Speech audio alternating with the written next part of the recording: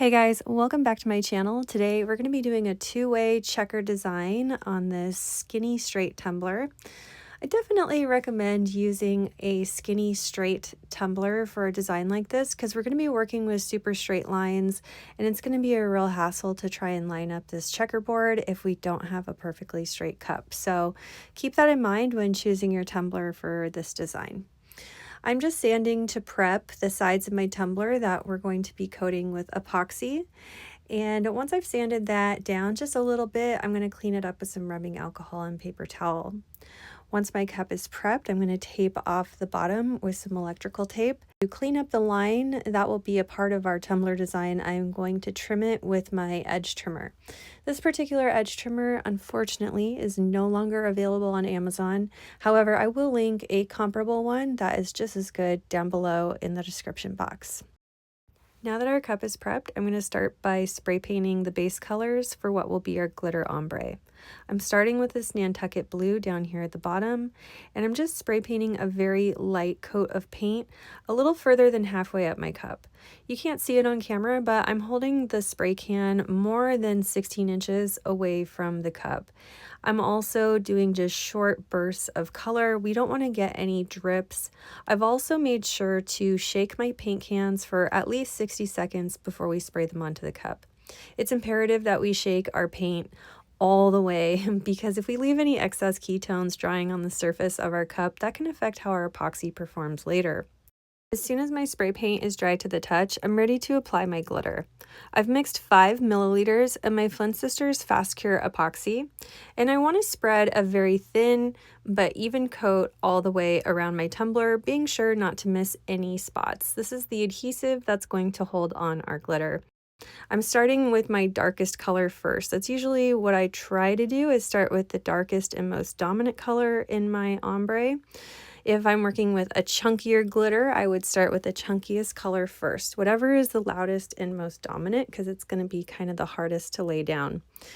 I have my cup at a 45-degree angle here, and I'm sprinkling my glitter about 12 inches up from the cup, and I'm aiming the glitter at the corner of the bottom of that tumbler. So you can see like where I had taped earlier, that's where I'm aiming the glitter at. And I'm shaking very carefully to let that glitter cascade down just gently enough to create a fan of color. And remember that we can always add more, but we can't take away. So take your time with this and really be patient and try to get some very, very light coverage. Of course, at that bottom rim, we already put a heavy amount of coverage in that first inch of the cup. That's okay. But for the remainder, we want to just be very careful with how much we're sprinkling on there at first. For the next color, this beautiful pink, I'm getting full coverage up there at the top rim, like I just mentioned earlier. And then I'm going to tilt my cup at about a 45-degree angle. And then aiming at the very top rim of the cup, I'm gently shaking my glitter shaker about 12 inches from the cup, letting the glitter again cascade down into the blue section.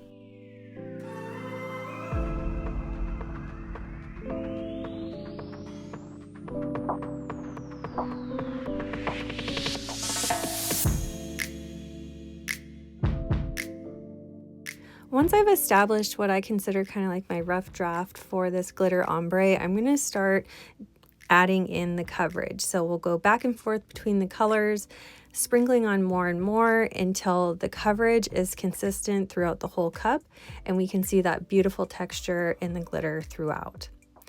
Once I have all of that on there, we're going to tap off the excess. I'm also going to remove the tape from the bottom, and we're going to let this dry for a couple hours before we move on to the next step. Remember that your dry times may vary based on the type and brand of epoxy that you're using. I'm using my drying cabinet from RESINERS today, and that's going to help speed up my dry time and cut it in half. Once my glitter is fully dry, I'm going to aggressively tap off the excess, maybe even brush off some of the excess into the trash, and then I'm ready to apply my first coat of epoxy.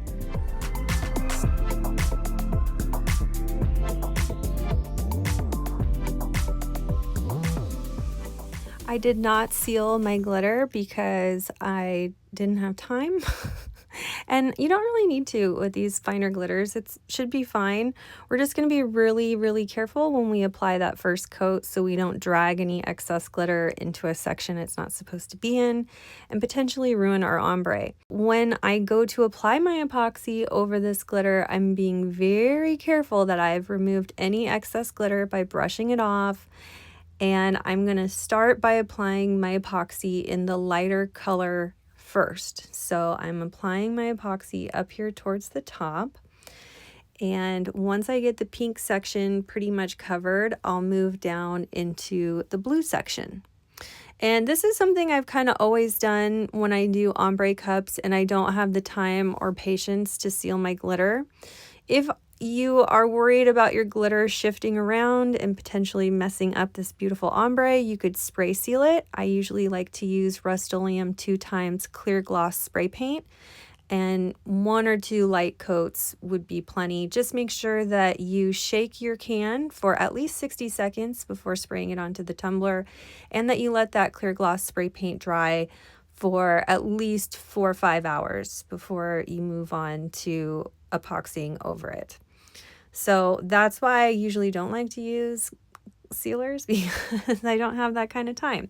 So I do this instead. So once we've got that pink section covered, moving on to the blue section, being careful not to intersect, they will meet up in the middle, and then I will very carefully kind of spread through the middle.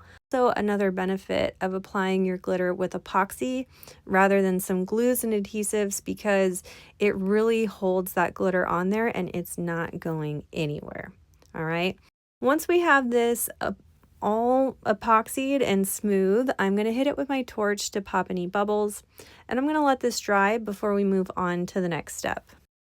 My next step was to sand along the top rim to expose a fine line of stainless steel. This fine line of stainless steel is where our subsequent coats of epoxy will adhere to create the final seal for our tumbler on the outer rim, rather than the very top rim where it's more vulnerable. After I was done with my sanding routine, I did apply a second coat of epoxy just to make sure everything was nice and smooth before we moved on to applying our template for the checkerboard design.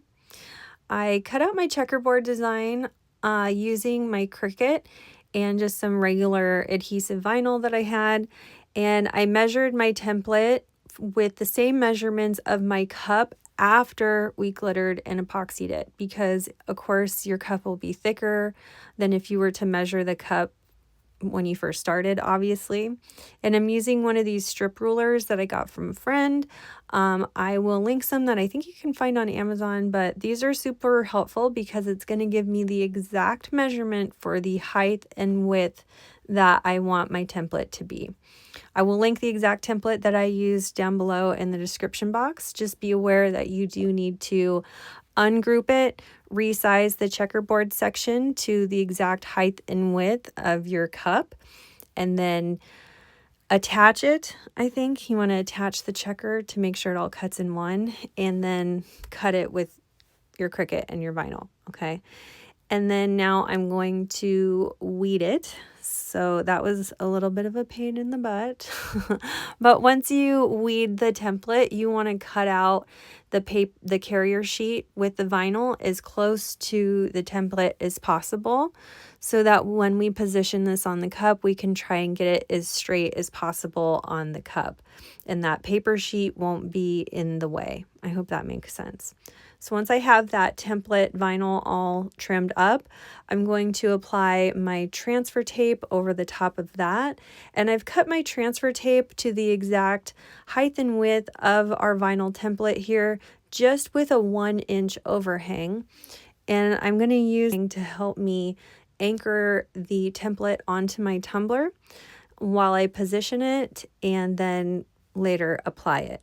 I'll show you what I mean by that here in a second. So we're going to very carefully put that transfer tape over the top of our vinyl template. I've got a nice wide vinyl squeegee to help me do that. And then we're going to transfer it onto our cup. I've used an architect ruler to mark a straight couple lines. I didn't do a full line. I just did 2 dots so I know where to line up that vinyl template. So it's nice and straight on my cup. I'm going to do a trial run by wrapping that template around really quick to see if everything lines up perfectly.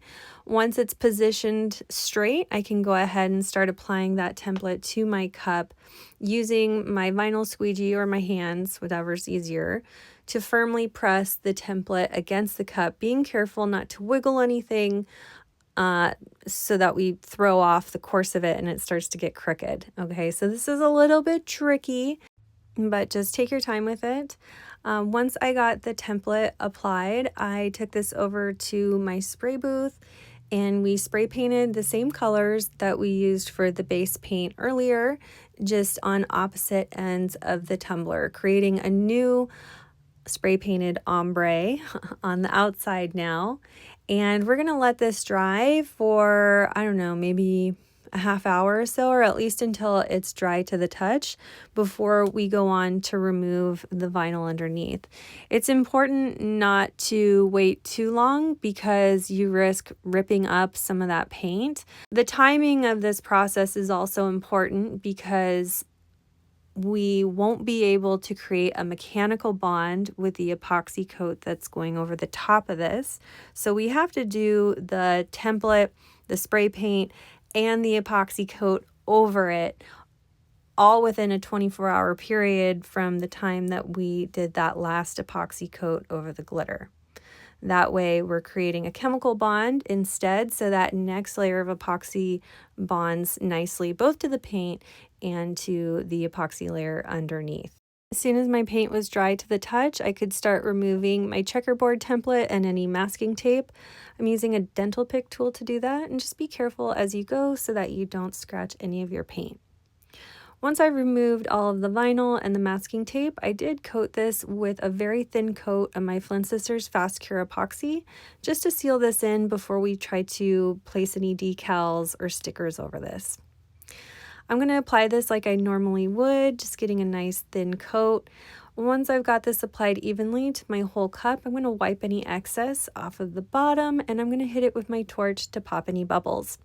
I'm going to let this dry for a couple hours before we move on to the next step. Just remember that your dry times do vary based on the type and brand of epoxy that you're using. Once this coat was dry, I applied my decal using a beautiful silver holographic vinyl that I had. I'll link the same one that I used down below in the description box. And then I did a final coat of my Flynn Sisters Artist Cure over the top of that to keep everything sealed in and bright and beautiful for a long time. And I absolutely love how this turned out. It's so perfect, and I think it beautifully highlights just what my epoxy is capable of. The finish on this is flawless. There's no micro bubbles, and it was so easy to achieve these results. I hope you guys enjoyed this video. Let me know what you thought in the comments, and if you haven't already, please subscribe to my channel. I upload new videos every week. Thanks again. We'll see you soon.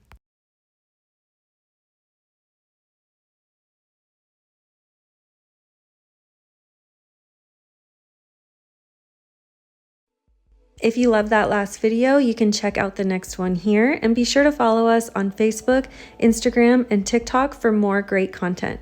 You can shop our products at FlynnSistersSupplyShop.com and subscribe to our channel for new videos every week. Thanks so much for watching, and we'll see you again soon.